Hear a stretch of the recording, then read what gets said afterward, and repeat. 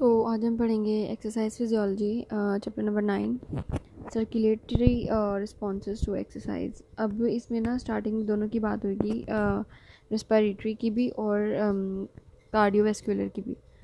तो हम इस चैप्टर में मतलब रेस्पिरेशन वाला जो चैप्टर है दैट इज़ डिफरेंट, वो हम अलग पढ़ेंगे।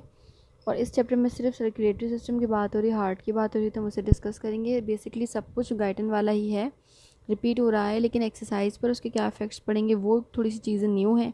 तो हम इस वीडियो को पार्ट्स में डिवाइड करेंगे और ये इस वीडियो का पहला पार्ट है। तो ये कहना चाह रहे हैं कि पहले हम पैराग्राफ वाइज पढ़ते हैं, फिर जो चीज़ें हम आपको समरी के थ्रू बता सकते हैं फिर वो समरी के थ्रू पे पढ़ेंगे। तो होम्योस्टेसिस को मेंटेन करने के लिए सबसे पहला जो चैलेंज आता है ड्यूरिंग एक्सरसाइज वो ये आता है कि मस्कुलर डिमांड बढ़ जाती है, मस्कुलर ऑक्सीजन की डिमांड जो है वो बढ़ जाती है। और मस्कुलर ऑक्सीजन की डिमांड बढ़ती है तो ऑब्वियसली डिमांड बढ़ने के साथ साथ जो लंग्स का काम है वो भी बढ़ जाता है और हार्ट का काम है वो भी बढ़ जाता है। यानी रेस्पिरेशन के साथ साथ कार्डियोवैस्कुलर चेंजेस भी आना शुरू हो जाते हैं। अब 15 to 25% अगर डिमांड सडनली बढ़ जाएगी एक्सरसाइज में ऑक्सीजन की, तो ऑब्वियस सी बात है कि आपका जो कार्डियो रेस्पिरेटरी सिस्टम है उसको ये सब चीज़ें एट अ टाइम जो है वो प्रोवाइड करने में थोड़ी सी प्रॉब्लम जो है वो फेस करनी पड़ेगी। लेकिन ये सिस्टम फिर भी मेंटेन हो जाता है। पर वो मेंटेन होता कैसे है, नेचुरली इन ये सब चीज़ें एज अ कपल यूनिट कैसे काम कर लेती हैं, उन सब चीज़ों को आज हम इस चैप्टर में जो डिस्कस करने वाले हैं। तो इस चैप्टर में हम बेसिकली जो है वो कार्डियो रेस्पिरेटरी सिस्टम का जो कार्डियो पार्ट है उसको हम डिस्कस करेंगे। आगे जो है वो हम रेस्पिरेशन वाले को डिस्कस करेंगे। फिर उन दोनों का एक और चैप्टर भी है जिनको दोनों को एक साथ पढ़ा गया है। तो यहाँ पे इन्होंने कहा है कि एक विलियम हार्वे साहब ने जो है वो कोई थ्योरी प्रपोज की थी जो नीचे लिखी हुई है। तो इंग्लैंड में he was born in England, और जो कि इंग्लैंड में एजुकेशन उन्होंने हासिल की दो यूनिवर्सिटी से, एक किंग्स कॉलेज और दूसरा एडवर्ड कैम्ब्रिज यूनिवर्सिटी से, कैम्ब्रिज यूनिवर्सिटी से। तो वहाँ से जब वो पढ़कर आए और तो वहाँ उसके बाद जो है वो उन्होंने पदुआ यूनिवर्सिटी इटली में जो है वहाँ पे जो एडमिशन लिया, वहाँ पे पढ़ाई की। और फिर एज अ पर्सनल फिजिशियन जो है वो किंग जेम्स आई के पास जो उन्होंने बहुत सारा काम किया। तो वहाँ पर जब उन्होंने काम किया तो डॉक्टर हार्वे जो थे वो एनाटॉमिकल स्टडीज में जो है उनको बहुत ज़्यादा जो है इंटरेस्ट था।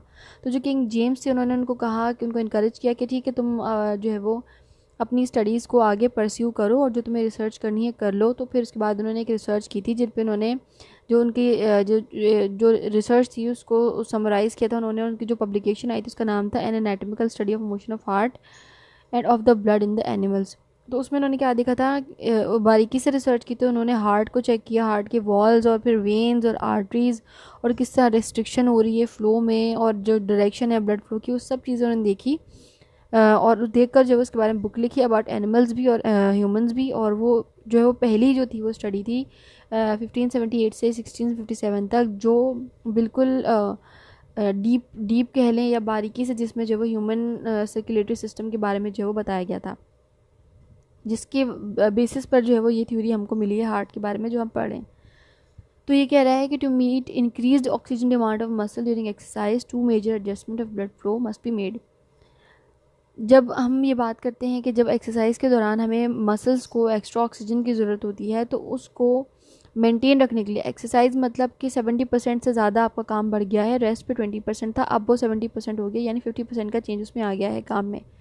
अब जो डिमांड है वो फिर सोचें कितनी बढ़ गई होगी। तो उस डिमांड को पूरा करने के लिए दो मैजिकल चेंजेस, मैजिकल इसलिए बोल रही हूँ क्योंकि अगर हम कोई मशीन बनाए और मशीन में सडनली इतना उसको प्रेशर दे दें, फोर्स उस पर लगा दें, उस बेचारे को अंडर प्रेशर काम करना पड़े, तो वो मशीन भी फेल हो जाएगी। लेकिन ह्यूमन बॉडी जो है वो उस पर बड़ी इजीली एडजस्ट होकर काम कर लेती है। तो मशीन तो टूट जाती है लेकिन ह्यूमन बॉडी बड़ी इजीली काम कर लेती है, इसलिए उसको हम मैजिकल चेंजेस बोल रहे हैं।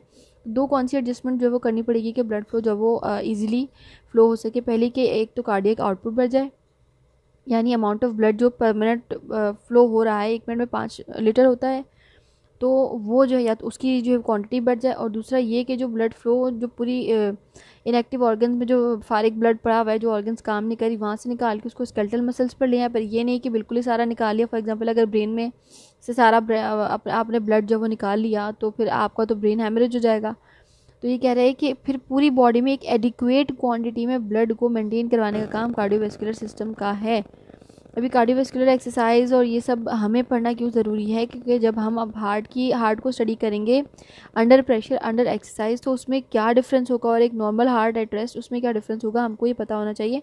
उसके लिए हमको ये चैप्टर पढ़ाया जा रहा है। तो ये था इस चैप्टर का इंट्रोडक्शन। अब चलते हैं जो वो चैप्टर की तरफ। तो ये कह रहा है कि ह्यूमन सर्कुलेटरी सिस्टम एक लूप पे काम करता है। लूप कैसे, इस पिक्चर में आपको समझ में आ जाएगा कि ये देखें, यहाँ से शुरू होता है एक लूप और दूसरे पे जाके ये ख़त्म हो जाता है। अगर ये ख़त्म हो जाता है तो हम इसको लूप ना कहते। यहाँ से शुरू होता है और फिर दोबारा एक जगह जाकर यहाँ से लेता है वहाँ दे देता है, ये सिस्टम शुरू होता है। डीऑक्सीजनेटेड ब्लड से शुरू होता है, ऑक्सीजनेटेड ब्लड पर ख़त्म हो जाता है, फिर वापस डीऑक्सीजनेटेड से शुरू होता है, फिर वापस, ये पूरा एक सर्कल है ना। तो ये इसको इस बारे में कह रहे हैं कि एक लूप बना हुआ है हमारे पास, जो सर्कुलेटरी सिस्टम है वो एक लूप बना हुआ है। अब इसमें हमें जो हमने शुरू में पढ़ा था, जो यहाँ पर पिक्चर बनी हुई है कि हमें यहाँ पर आर्टरीज़ और वेन्स जो है वो उनकी ज़रूरत पड़ती है इस पूरे के पूरे प्रोसीजर को सरअंजाम देने के लिए, यानी कार्डियोवैस्कुलर ब्लड फ्लो को जो है वो मेंटेन करने के लिए। तो ये कह रहा है कि जब हमारी आर्टरीज़ जो हैं जब वो लोअर लेवल पर जाती हैं तो वो उनका जो हेड होता है वो बहुत बारीक होता है, जिसको हम आर्टियोल्स कहते हैं। इसी तरीके से वेन्स का होता है जिसको हम वेन्यूल्स कहते हैं। और ये दोनों मिलकर जो है वो एक जगह पर कैपिलरी बेड बनाती हैं, जहाँ पर ऑक्सीजन और कार्बन डाइऑक्साइड जो है वो एक्सचेंज हो रही होती है। ऊपर जो है वो पूरे पैराग्राफ में उसने सिर्फ यही बात की है कि एक ट्री की तरह, एक दरख्त की तरह जाल फैला लेते हैं और आपस में जो वो इनके हेड जो वो अटैच हो जाते हैं। और ये जो दोनों का कनेक्शन है आर्ट्रियोल्स और वेन्यूल्स का, उनको हम कहते हैं कि ये कैपिलरीज़ हैं, बारीक सी कैपिलरीज़, और इनके अंदर जो है वो ऑक्सीजन और कार्बन डाइऑक्साइड और न्यूट्रिएंट्स का जो है एक्सचेंज हो रहा होता है। अब मेन बात इधर क्या है कि हार्ट का जो स्ट्रक्चर है उसमें जो मसल्स है ना, वो और स्केलेटल मसल्स में थोड़ा सा डिफरेंस है, यानी कार्डियक मसल्स में और जो हमारा नॉर्मल बॉडी मसल था उसमें डिफरेंस है। उसको समझने के लिए इससे पहले हम हार्ट का स्ट्रक्चर पढ़ लेते हैं, फिर आगे हम इस पूरे चैप्टर को जल्दी जल्दी ले जाएंगे, क्योंकि ये रिवीजन हो रही है आपके जो प्रीवियस आप पढ़ के आए हुए हैं अपने लास्ट सेमेस्टर में। तो इसको जल्दी जल्दी निपटा देते हैं कि भाई आपके हार्ट के 4 चैम्बर होते हैं, जिनको दो पंप्स के हिसाब से जो वो सोचा जाता है, कंसिडर किया जाता है। यानी चैम्बर 4 हैं और 4 चैम्बर मिलके 2 पंप बनाते हैं। राइट एट्रियम और राइट वेंट्रिकल मिलके राइट पंप बनाता है, और जो लेफ्ट एट्रियम और लेफ्ट वेंट्रिकल मिलके जो है वो लेफ्ट पंप बनाता है, और दोनों ये मिलकर जो है वो आपके बॉडी के अंदर ब्लड फ्लो को मेंटेन करते हैं। अब जो है वो बॉडी में एक साथ बहुत सारा ब्लड आ रहा होता है ड्यूरिंग एक्सरसाइज, तो और ज़्यादा उसको प्रेशर जो है वो प्रेशर से ब्लड आ रहा होता है, तो उसको बैक फ्लो को रोकने के लिए हमारी बॉडी के अंदर जो है वॉल्व्स भी होते हैं, बाइकस्पिड, ट्राइकस्पिड, पल्मोनरी। तो यहाँ पे लिखा हुआ भी है पल्मोनरी सेमिल्यूनर वॉल्व और ट्राइकस्पिड वॉल्व, जिसको हम राइट एट्रियोवेंट्रिकुलर वॉल्व भी बोलते हैं, और बाइकस्पिड वॉल्व जिसको हम लेफ्ट एट्रियोवेंट्रिकुलर वॉल्व भी बोलते हैं। तो ये 3 जो है वो वॉल्व्स होते हैं जो क्या करते हैं, आपके हार्ट के ब्लड फ्लो को रोकते हैं, यानी कि खून जो आगे की तरफ आ रहा है वो वापस से बैक फ्लो ना कर जाए प्रेशर की वजह से। अब पल्मोनरी सिस्टमेटिक सर्किट क्या होता है, इसको थोड़ा सा समझें कि जैसे हम पहले भी इसमें मेंशन किया हुआ है कि हमारा हार्ट जो है वो 2 पंप के तौर पे जो है काम करता है। एक कॉन्ट्रैक्ट हो रहा होता है, एक भर रहा होता है, तो दूसरा खाली हो रहा होता है। तो अब ये क्या कह रहा है कि the blood is delivered from the right heart into the lungs through pulmonary circuit. आपका जो डीऑक्सीजनेटेड ब्लड लंग्स में जा रहा है और लंग्स से वो फिर ऑक्सीजन को लेता है और कार्बन डाइऑक्साइड को उसमें से रिमूव करके फिर उस ब्लड को वापस से आपकी सर्कुलेशन में भेजता है, तो उसको हम कहते हैं कि ये पल्मोनरी सर्किट है। सर्किट का मतलब समझते हैं, यानी एक चक्कर पूरा, एक पूरा राउंड 360 के एंगल का। तो आपका डीऑक्सीजनेटेड ब्लड का आपकी बॉडी से, पूरी बॉडी से घूम कर फिर लंग्स में जाना, और लंग्स में जाकर लंग्स के कोने कोने में फैल जाना, और वहाँ से डीऑक्सीजनेटेड ब्लड कार्बन डाइऑक्साइड को निकाल कर ऑक्सीजन उसमें जो है वो इनहेल कर लेना, यानी डीऑक्सीजनेटेड ब्लड को ऑक्सीजनेटेड में कन्वर्ट कर देना, फिर वहाँ से उसको हार्ट में, और हार्ट के थ्रू उसका फिर पूरी बॉडी में जाना, उसको हम पल्मोनरी सर्किट बोलते हैं। ठीक है, अब इन लंग्स लोडेड इनटू, ठीक है ये हमने बात कर ली। ऑक्सीजनेटेड ब्लड जो है वो फिर ट्रेवल करता है left side of heart and is pump to the various tissues of the body. अभी इसकी जो समरी क्या है कि the purpose of cardiovascular system are the following. एक तो transport of oxygen and removal of carbon dioxide, ठीक है, और रिमूवल ऑफ वेस्टेज, ठीक है। दूसरा क्या है कि ये न्यूट्रिएंट्स पहुंचाता है at the level of tissues. और तीसरा regulation of blood pressure. Regulation of blood pressure यानी ब्लड प्रेशर कम या ज़्यादा होने की वजह से होने के लेवल, होने की कगार पर जो है वो वेजो कंस्ट्रिक्शन या डायलेशन करके उसको मेंटेन करना। दूसरी चीज़, हार्ट के जो वो 2 पंप होते हैं, 2 pumps in 1, एक दिल में 2 पंप होते हैं। The right side of heart pumps blood through the pulmonary circulation. जो आपके राइट साइड का जो हार्ट है वो पल्मोनरी सर्कुलेशन के थ्रू ब्लड को पंप करता है, जबकि लेफ्ट साइड का जो हार्ट है वो उस ब्लड को सिस्टमेटिक सर्कुलेशन के थ्रू पूरी बॉडी में पहुंचा देता है। Simple as that. अब myocardium and cardiac cycle. Myocardium आपके जो हार्ट है ना, उसके स्किन के 3 लेयर्स हैं, उसके बारे में हम इसके बारे में जो हम यहाँ पे बात कर लेते हैं। ये रहा मायोकार्डियम, जो वो हार्ट का मसल है, और इसमें ना कुछ डिफरेंस बताए गए हैं कि आपके हार्ट के जो मसल्स हैं उनमें क्या डिफरेंस होता है। पहले इनको यहाँ पर पढ़ लेते हैं। ये क्या कहता है कि जो आपका हार्ट का जो मसल है, पहले यहाँ पे मैं से आपको ये चार्ट दिखा दूँ ना, ये इधर लिखा हुआ है ताकि आप समझ सकें। पहली लेयर है आपके हार्ट के मसल की, उसको हम कहते हैं एपिकार्डियम, जिसको हम विस्लर लेयर कहते हैं। बीच वाली को मायोकार्डियम और अंदर वाली को एंडोकार्डियम बोलते हैं। तो जो एपिकार्डियम होता है वो सीरियस मेम्ब्रेन होती है, वो चिकनी जो वो लेयर होती है। ये लुब्रिकेशन का काम करती है, आउटर रिकवरिंग होती है। इसके अंदर भी ब्लड वेसल्स, कैपिलरीज, लिम्फ और नर्व फाइबर्स होते हैं। जो बीच वाली लेयर होती है जिसको हम मायोकार्डियम बोलते हैं, ये जो है वो कनेक्टिव टिश्यू से सेपरेट हुई होती है। इसके अंदर भी जो है वो ब्लड कैपिलरीज, लिम्फ कैपिलरीज और नर्व फाइबर्स होते हैं। ये कॉन्ट्रैक्शन का काम कर रही थी, यानी जो बीच वाली लेयर है जिसको मायोकार्डियम बोल रहे हैं आपके हार्ट की, वो जो है वो कॉन्ट्रैक्शन करवा रही होती है। मेन जो काम मायोकार्डियम का है कॉन्ट्रैक्शन करवाना। और तीसरी एंडोकार्डियम, जो एंडोथीलियल टिश्यू से मिलकर बन रही होती है।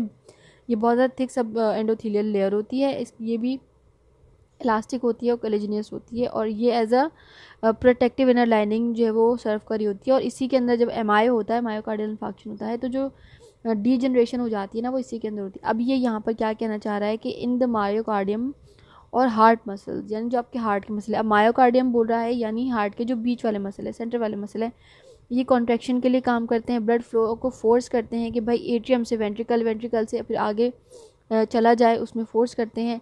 तो अब ये कह रहा है कि अगर आपकी जो बॉडी है, जब उसको हाई डिमांड ऑफ ऑक्सीजन की ज़रूरत होती है ड्यूरिंग एक्सरसाइज, तो ये कह रहा है कि when coronary blood flow is disrupted for more than several times, यानी एक दफ़ा से ज़्यादा मरतबा आपकी कॉर्नरी सर्कुलेशन डिस्टर्ब हो गई या उसमें ब्लॉकेज पैदा हो गई, तो उसमें वो आपके हार्ट को परमानेंट डैमेज दे सकती है। परमानेंट डैमेज है क्यों बोले, आगे हम चार्ट में पढ़ेंगे, लेकिन अभी फ़िलहाल इस बात को सुने कि परमानेंट डैमेज दे सकता है। अगर कुछ सेल्स डैमेज होते हैं तो हम उसको माइल्ड हार्ट अटैक बोलते हैं, और ज़्यादा डैमेज होते हैं तो हम उसको मेजर हार्ट अटैक बोलते हैं, जिसको हम मायोकार्डियल इन्फार्क्शन या हार्ट अटैक भी बोल रहे होते हैं। अब large number of cells destroy हो गए हैं, मतलब कि पहले बहुत स्लोली जो है वो झटका लगता रहा है, पेशेंट ने ध्यान नहीं दिया और अपनी एक्टिविटीज़ चेंज नहीं की, तभी ये हो गया। अब हम क्या देखते हैं कि एक्सरसाइज का अब इसमें क्या जो है वो रोल है। अभी हम कहते हैं कि जब आप एक्सरसाइज करते हैं तो क्योंकि आपकी बॉडी को ज़्यादा ऑक्सीजन की ज़रूरत होती है, एंड स्लोली एंड ग्रेजुअली पहले आप वार्म अप करते हैं, फिर अपनी एक्सरसाइज की इंटेंसिटी को ग्रेड के हिसाब से बढ़ाते रहते हैं, तो आपका हार्ट एडेप्टेशन के लेवल पर आ जाता है और उसके हार्ट की पंपिंग कैपेसिटी बढ़ जाती है। हमने मिल्खा सिंह के बारे में सुना हुआ है। मिल्खा सिंह जो है वो 81 ईयर्स की एज में भी वो बताते थे कि मैं सुबह 4 से 5 घंटे जो आराम से रनिंग कर लेता था, रनिंग वो कर लेते थे आराम से, और अच्छा खासा वेट लिफ्ट भी कर लेते थे। और जब उनकी डेथ हुई है तो तब भी वो चलती फिरती हालत में थे, ऐसा नहीं था कि वो बेड पर हों। और आज के 81 छोड़ दें, आप 56 की एज में भी, अगर आप 56 या 41 की एज में भी आप देख लें तो रनिंग बहुत दूर की बात है, ढंग से वॉकिंग भी नहीं हो पाती। तो उनके पास इतनी ये कोई सुपर पावर नहीं थी, वो क्योंकि बहुत अच्छे एथलीट थे, रनर थे, तो उनके हार्ट ने अडेप्टेशन की हुई थी इन सारे चेंजेस की, तो जिसकी वजह से वो एंड तक जो है वो अपनी ज़िंदगी को अच्छे तरीके से गुजार सके। तो एक्सरसाइज से यही डिफरेंस आता है कि आपका हार्ट जो है मुश्किल वक्त में भी किस तरह काम करना है, उसके चेंजेस को अडेप्ट कर लेता है। और exercise training can provide cardiac production during a heart attack, यानी किसी को हार्ट अटैक हुआ है लेकिन वो एथलीट है, तो जितना नुकसान एथलीट है, या फिर एथलीट में बार बार नहीं कहूँगी क्योंकि वो बहुत ज़्यादा ट्रेन बंदे होते हैं, उनकी ज़िंदगी उस पर जो है इन्हसार कर रही होती है, या मतलब हफ्ते में अगर 3 या 4 दिन भी आप जिम करते हैं, एक्सरसाइज करते हैं, जो है वो ट्रेडमिल पर थोड़ा सा आप जो है वो रनिंग कर लेते हैं, तो भी आपका जो हार्ट अटैक आएगा ना, उसका जो असर है, इधर मैं आपको एक चार्ट बना हुआ है बहुत प्यारा, ये रहा। तो यहाँ पे लिखा हुआ है ट्रेंड को कितना फ़र्क पड़ता है एक हार्ट अटैक से, और अनट्रेंड को आप देखें कितना फ़र्क पड़ता है हार्ट अटैक से। 50% से ज़्यादा का डिफरेंस है। वो लोग जो रेगुलर एंड्योरेंस एक्सरसाइजेस करते रहते थे, उसके हम बताते हैं टाइमिंग पे, वीक में 3 दिन कर लें या 4 दिन भी आप कर सकते हैं, तो भी आपके हार्ट पे अच्छा असर पड़ेगा। तो जो एक्सरसाइज करता रहता था बंदा, तो उसको जो वो हार्ट अटैक हुआ है उसी नौयत का जिस नौयत का नॉर्मल बंदे को है, लेकिन उसको जो है वो डेथ थ्रेट जैसा कोई तकलीफ नहीं हुई, लेकिन दूसरे वाले की ऑन द स्पॉट डेथ होने जैसी जो वो हालत बन गई। During myocardial infarction exercise train individual suffer significantly less cardiac injuries compare to untrained. यहाँ पे ये बात जो है गौरतलब है, हम एक्सरसाइज फिजियोलॉजी में ये चीज़ें पढ़ ही इसलिए रहे हैं। देखिए मसल उसके पास भी सेम है, एंड उसका भी एंडोकार्डियम, मायोकार्डियम, एपिकार्डियम सेम है, और हमारा भी। वो क्योंकि ज़्यादा ट्रेंड हो गया, उसकी इलास्टिसिटी बढ़ गई है, उसकी पंपिंग पावर बढ़ गई है, तो उसको हार्ट अटैक ज़्यादा असरात नहीं हुए। अब ये थोड़ी सी चेंजेस बता रहा है कि हमारे जो नॉर्मल स्केलेटल मसल्स होते हैं और जो हार्ट के जो मसल्स होते हैं उनमें कौन से चेंजेस होते हैं। तो ये कह रहा है कि जो हमारे स्केलेटल मसल्स का एक चार्ट बना हुआ है, उसको चार्ट से पढ़ लेते हैं। ये रहा चार्ट कि जो आपके जो हार्ट के मसल्स होते हैं, जो आपके कार्डियोवैस्कुलर मसल्स होते हैं, उनके अंदर भी कॉन्ट्रैक्टाइल प्रोटीन होता है, एक्टिन मायोसिन, और स्केलेटल मसल में भी होता है। जो दोनों मसल फाइबर्स हैं उनमें से जो आपका हार्ट का मसल है उसकी जो लेंथ है वो बहुत छोटी होती है और वो ब्रांचेस में होता है, जबकि स्केलेटल मसल जो है वो बहुत लंबे लंबे उनके फाइबर्स होते हैं, उनकी कोई ब्रांच नहीं होती। आपके हार्ट के मसल में सिंगल न्यूक्लियाई होता है, स्केलेटल मसल में मल्टीपल न्यूक्लियाज होते हैं। जेड डिस्क दोनों में प्रेजेंट होती है, दोनों स्ट्राइएटेड होते हैं। आपकी जो इंटरकैलेटेड डिस्क है जो सेलुलर जंक्शंस की, वो सिर्फ हार्ट मसल्स में होती है, आपके स्केलेटल मसल्स में नहीं होती। कनेक्टिव टिश्यू इसमें कौन कौन से हैं? आपके हार्ट में सिर्फ एंडोमाइसियम है कनेक्टिव टिश्यू, जबकि स्केलेटल मसल में एपीमाइसियम, पेरीमाइसियम और एंडोमाइसियम तीनों हैं। अब फंक्शनल कंपैरिजन की बात है जो मैं आपको कहती ना कि मैं थोड़ी देर में बताऊंगी कि आपके हार्ट के जो मसल्स हैं उनमें जो डीजनरेशन और रीजनरेशन वाली बात थी वो ये थी कि एनर्जी, पहले इसको पढ़ते हैं। एनर्जी प्रोडक्शन एरोबिक प्राइमरीली, कि हम जो हार्ट के मसल्स हैं वो एरोबिक रेस्पिरेशन के थ्रू जो है वो एनर्जी जो प्रोडक्शन उनकी होती है एरोबिक होती है। और जो आपके स्केलेटल मसल होते हैं उसमें एरोबिक एनारोबिक दोनों हो सकती है। कैल्शियम सोर्स फॉर कंट्रैक्शन दोनों को चाहिए होती है कि भाई दोनों को ही कैल्शियम की ज़रूरत होती है ताकि वो कॉन्ट्रैक्ट हो सकें, क्योंकि एक्टिन मायोसिन फिलामेंट्स हैं और जी डिस्क हैं और वो एक दूसरे के ऊपर स्लाइड्स हो रहे हैं, तो कैल्शियम उनको लाजमी चाहिए होगा। आपके जो स्केलेटल मसल्स हैं उनके पास सिर्फ सार्कोप्लाज्मिक रेटिकुलम है as the source of calcium, जबकि आपके पास जो आपके हार्ट के मसल है उसमें एक्स्ट्रा सेलुलर कैल्शियम और सार्कोप्लाज्मिक रेटिकुलम दोनों ही हैं। न्यूरल कंट्रोल दोनों का कौन सा होता है? आपका हार्ट का इनवॉलंटरी होता है और स्केलेटल मसल्स का वॉलंटरी होता है। अब रीजनरेशन पोटेंशियल की क्या बात है? सैटेलाइट सेल्स की बात ऊपर की हुई है, वो मैं यहाँ से दिखा देती हूँ आपको। यहाँ पर लिखा हुआ है सैटेलाइट सेल्स के बारे में, ये रहा यहाँ पर इस वाले में, अगर मैं इसको जूम कर सकूँ तो यहाँ पर कि जो यहाँ पे लिखा हुआ है the final difference between cardiac and skeletal muscle is the ability to recover following an injury to the muscle. जब आपके हार्ट के मसल में माइल्ड हो या मेजर हो, मायोकार्डियल इन्फार्क्शन हो जाता है, हार्ट अटैक हो जाता है, तो उसको हम लाइफ थ्रेट क्यों बोलते हैं? क्योंकि वो उसमें जो वो रिकवरी के चांसेस नहीं होते। आपके हाथ में कहीं पे भी चोट लगेगी, सर में कहीं पे भी चोट लगेगी, तो 5 से 10 दिन में वो रिकवर हो जाएगा और आप ठीक हो जाएंगे।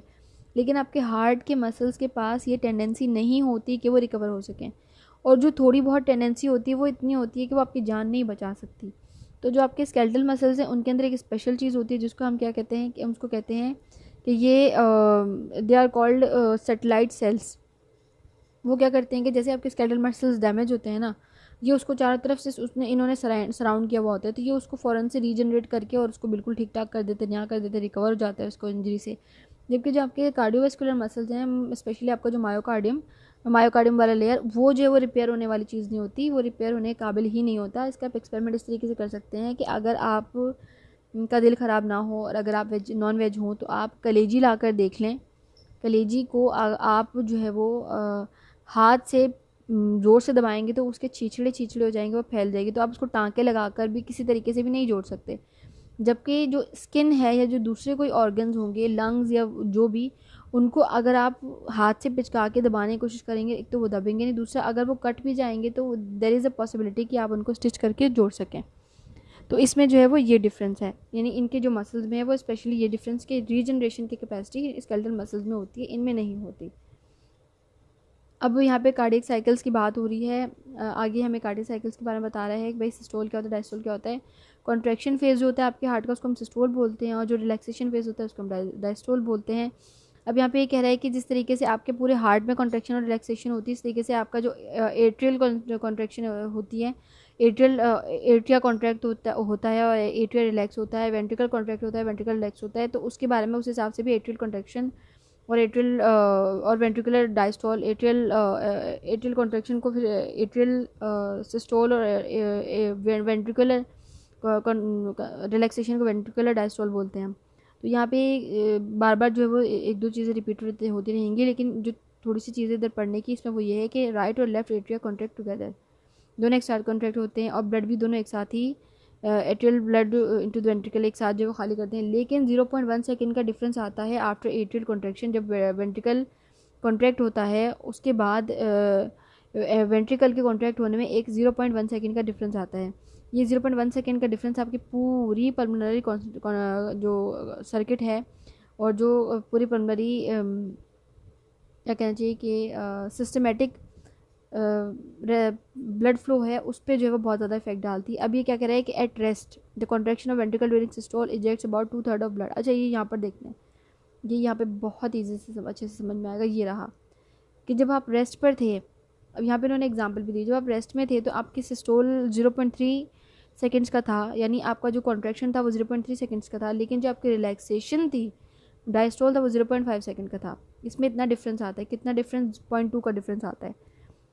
लेकिन जब आपने हैवी एक्सरसाइज की तो आपकी बॉडी ने जल्दी जल्दी जो है वो सांस लिया, आपने बहुत जल्दी जल्दी सांस लिया क्योंकि ऑक्सीजन की ज़रूरत बहुत ज़्यादा थी, तो आपके हार्ट का जो रेट था पंपिंग का वो बढ़ गया, आपकी जो बीट्स थी वो बढ़ गई और जो आपका हार्ट रेट था वो बढ़ गया। उसकी वजह से क्या हुआ कि जो टाइमिंग थी ना वो डिक्रीज़ हो गई, जो आपके सिस्टोल और डायस्टोल की टाइमिंग डिक्रीज़ हो गई, लेकिन जो 0.2 सेकेंड जो फेज़ था ना वो बढ़ गया। अब वो कैसे सुने, पहले सिस्टोल हो रहा था सुकून से एट रेस्ट, 0.3 सेकेंड का कॉन्ट्रैक्शन हो रही थी और आराम से जो सारा ब्लड जो है वो डायस्टोल में जा रहा था, ठीक है ना।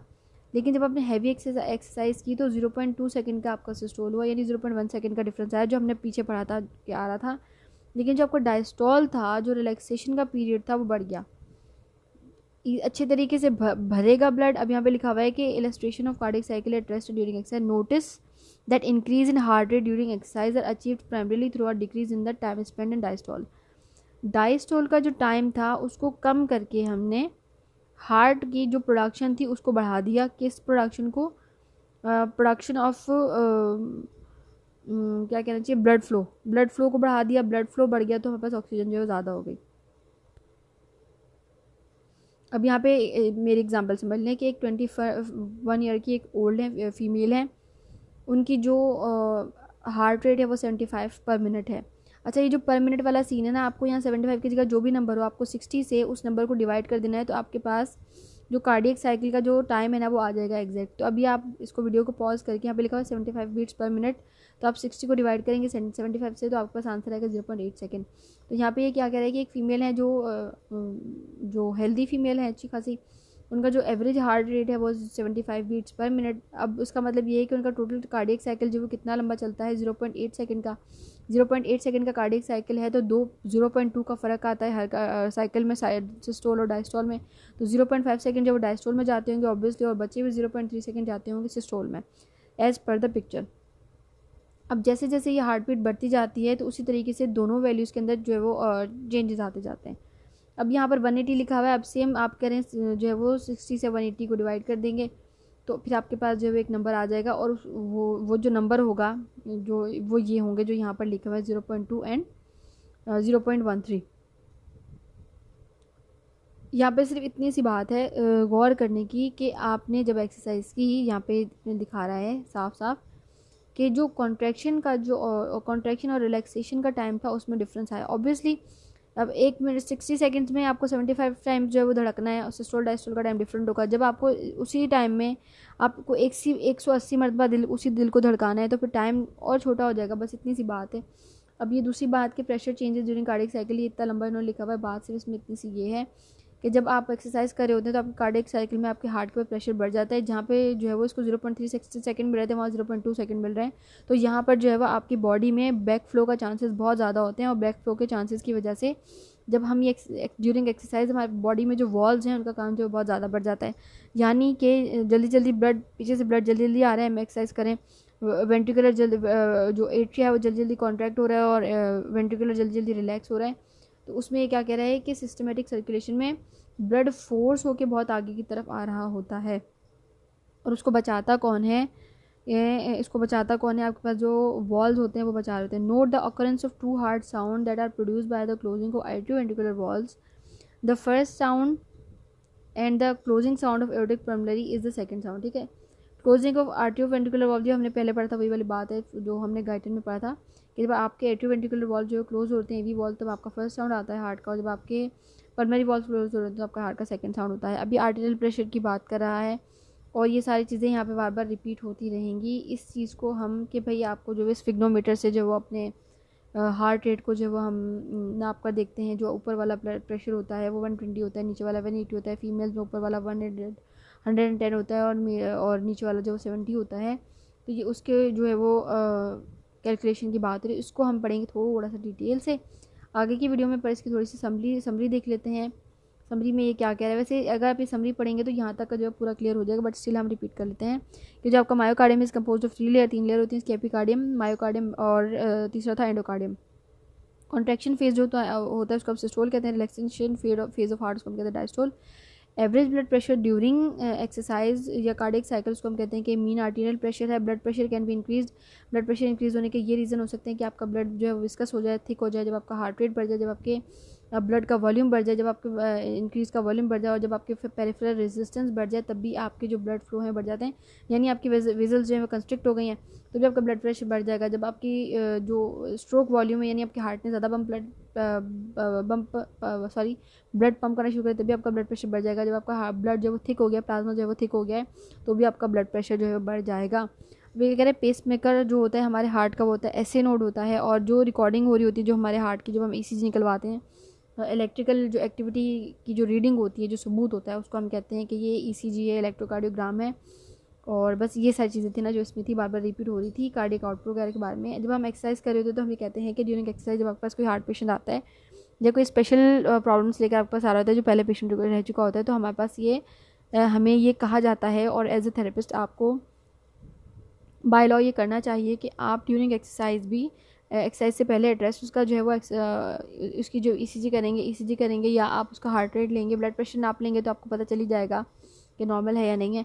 और ड्यूरिंग एक्सरसाइज भी अगर आपको लगे कि वो थक रहा है या उसकी एक्सरसाइज का ग्रेड बढ़ाना है या नहीं बढ़ाना है, तो उस दौरान भी आपको उसकी ईसीजी करनी है या उसका ब्लड प्रेशर नोट करना है। और वो सारी चीज़ें जो है यहाँ पे बता रहा है क्यों करना है ऐसा, क्योंकि जब आपकी बीट्स बढ़ती हैं पर मिनट, तो आपके हार्ट पर जो है वो हार्ट की एक्टिविटी में जो है प्रेशर भी जो है वो बढ़ जाता है। अब यहाँ से कार्डियक आउटपुट से हम जब उसको आगे पढ़ेंगे नेक्स्ट वीडियो में डिटेल से। दो में याद रखिएगा, अपना ख्याल रखिएगा। ये था part 1 chapter number 9 exercise physiology. मैं हूँ माहिन जी, दो में याद रखिएगा।